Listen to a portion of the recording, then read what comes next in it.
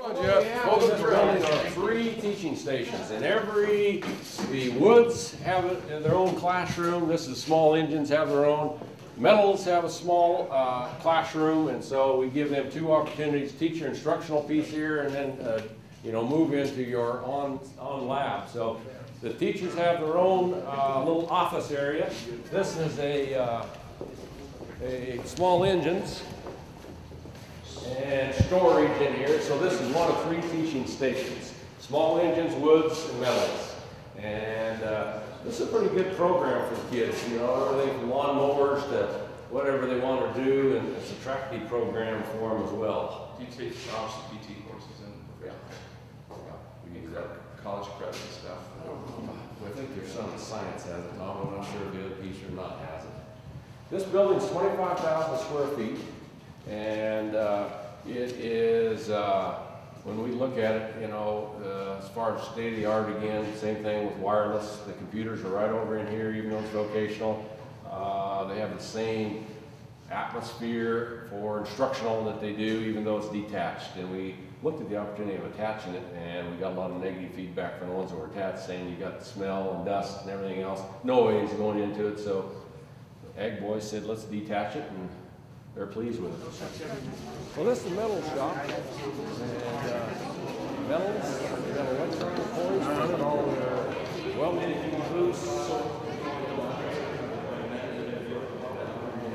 Everything brand new. They're bringing their plasma machine and stuff on. Because what we wanted to make sure happened was that middle school, where it burnt out, it stayed good for this middle school moving in. So we told those teachers, if you move your stuff out of there, then where are they going to get stuff? Leave it alone, we'll buy new stuff for this one. So we put $1.6 million in furniture, everything new. Classrooms, desks, and chairs. So this is one of the instructors right here. I'll show you the wood part now.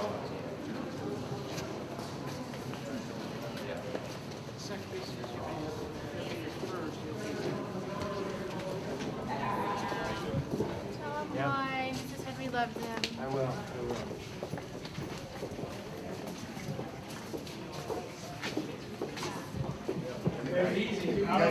You're getting through, Ollie? Oh my goodness, we need more time, right, Ollie? Woods. There's the governor. This is one of our instructors. Are you the country instructor? I am. Yeah, Yeah, Harley Mr. Wilson. Luda. So what you see in here is a fully... They want to get me started. Give them a spill in here, Harley. What do you got in here? Okay. Well, as you can tell, this is the wood shop. And in the wood shop, we have a ton of overhead power for individual workstations, as well as the blue cords would be air. So every individual kid can have their own table and cart in which they can roll underneath and work on their own projects. We've got a stationary sanding table to keep the particles out of the air when kids are sanding, things of that nature. A lot of forethought went into the, like right here will be table saws, in which they're 8 foot apart, so you can run sheet goods and things of that nature across there without having to deal with overhead dust collection and things. We also bought the safety saws, so if the saw is running and you touch it with your finger, it'll automatically stop without cutting off your finger. It's not even supposed to break the skin, actually. I'm not going to try it out, so we'll see. We have a 43-inch wide belt sander going right here. No.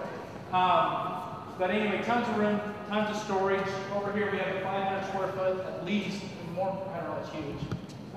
Storage room just for this shop. Tell me about your garden, Harley. Talk about your... The dust collection system, thanks to Dr. Boucher here, it was originally planned to go into 55-gallon drums. And I thought to myself, with a 22-inch wide planer, that'd be half hour's worth of work. And so what it does is it actually goes into a garbage dumpster where the truck can just come pick it up. And it's all outside. It should be pretty quiet. It's an amazing, amazing system. There's a screw air compressor, screw press air compressor back there that's just on demand, keeps up with what you need at all times. 2 miter saws on this side over here, workstations over here.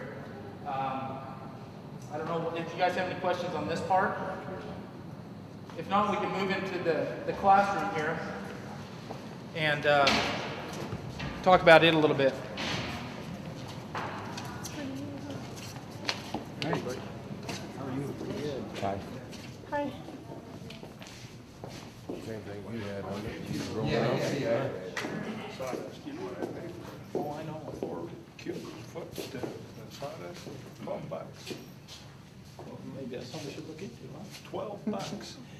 This is the classroom. The greatest part about this classroom is, originally it wasn't designed this way, but after talking with Dr. Boucher and the other ag teacher and myself, we decided what we need in here is we need to put the teaching station this way, which will have an overhead projector that runs off the computer here, but we can also see out into the shop from wherever we're at in this room, and including in the office. So it's a phenomenal plan as far as student safety is concerned and being able to monitor and watch them.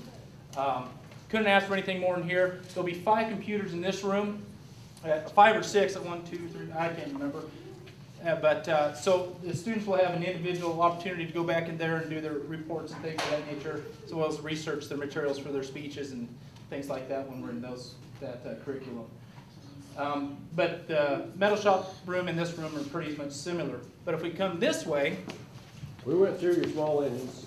oh, you've seen the small engine and the greenhouse. Oh, haven't seen your greenhouse. Okay. Yeah, I want to see that.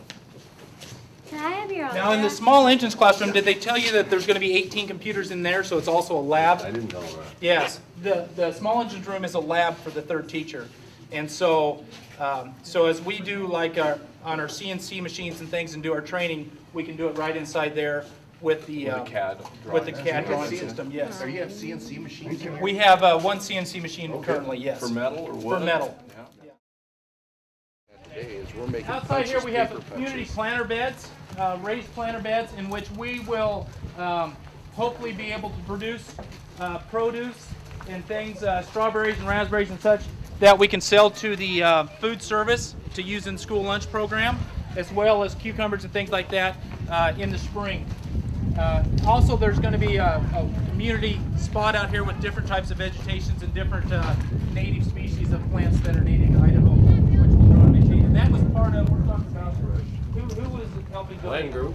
Huh? The land group. The land group helped donated that for this project here. Now this I know very little about, besides it's warm. Guess it's working. Working that good. Sauna. Get in there and lose some weight. You wrestlers are going to start hanging out. No kidding, huh? Trying to make weight. Now this is actually the first time I've been in here, but I can tell you right now it's got the overhead watering system, so it'll be self-controlled and climatized in there. It's got all galvanized tables and things of that nature. Outside there's a mother house to get things started. That's what that building is, and so we'll get them started, bring them in here during the coldest parts of the winter. But and then of course it's got the cooling system in the back in there. That's what those louvers are for. Back there it'll blow cold air through here to cool it down. But that's about all I know about this part of it. Any questions on vocational? Thank you very much. Yeah, Thank you. We got to get you getting scooting on, so we'll go right through this direction. Where do you go? Oh, thank you. It is. I'd like to come back when it's building's operational. Thank you. Yeah. Hi there.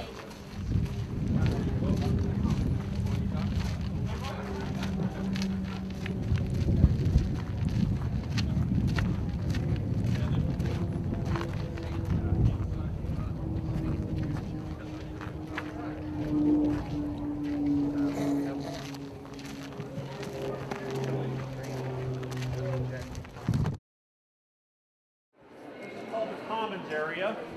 Dining for the lunch group, okay? Indoor dining here seats about 750.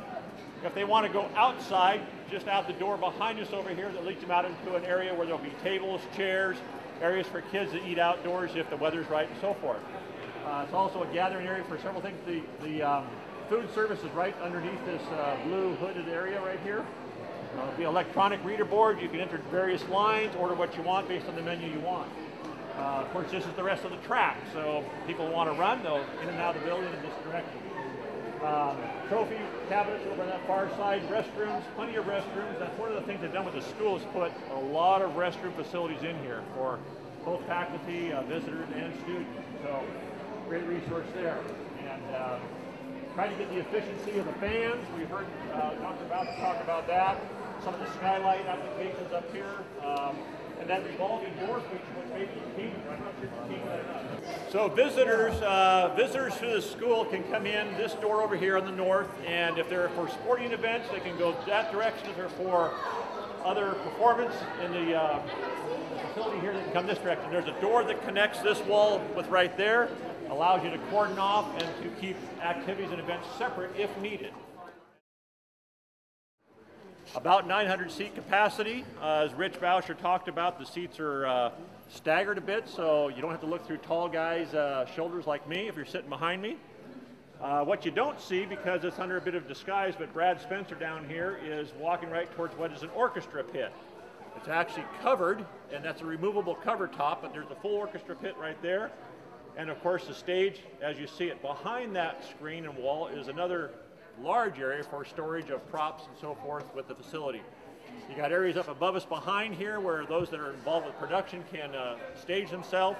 Catwalks throughout that allows access for maintenance of these lighting and facilities up above. So wonderful addition here to the school.